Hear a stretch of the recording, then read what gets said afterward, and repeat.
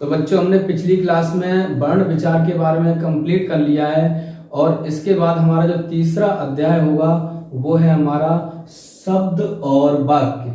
ठीक है, तो सबसे पहले हम शब्द के बारे में पढ़ेंगे कि शब्द हम किसे कहते हैं। ठीक है, तो शब्द हमारा दो या दो से अधिक वर्णों से मिलकर के बना होता है। ठीक है, किससे मिलकर के बना होता है? शब्द हमारा वर्णों से मिलकर के बना होता है, वर्णों की सहायता से मिलकर के बना होता है। दूसरा पॉइंट है भाषा में अनेक प्रकार के शब्द होते हैं। ठीक है, तीसरा पॉइंट हमारा क्या है?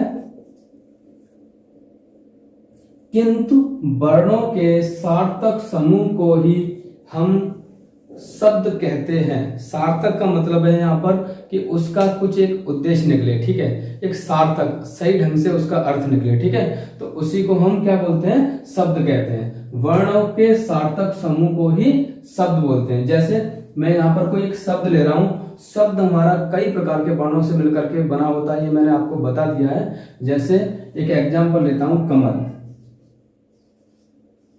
कमल, अब ये कमल हमारा शब्द है 6 वर्णों से मिलकर के बना होता है। ठीक है, मैं यहां पर लिख देता हूं, समझ लेना आप कि जैसे क म ल,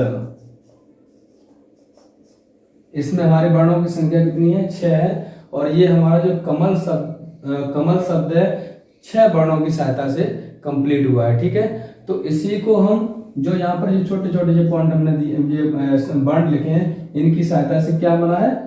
शब्द बना है। अब इसके बाद हमारा जो दूसरा टॉपिक था उसका नाम है वाक्य। वाक्य हम किसे कहते हैं?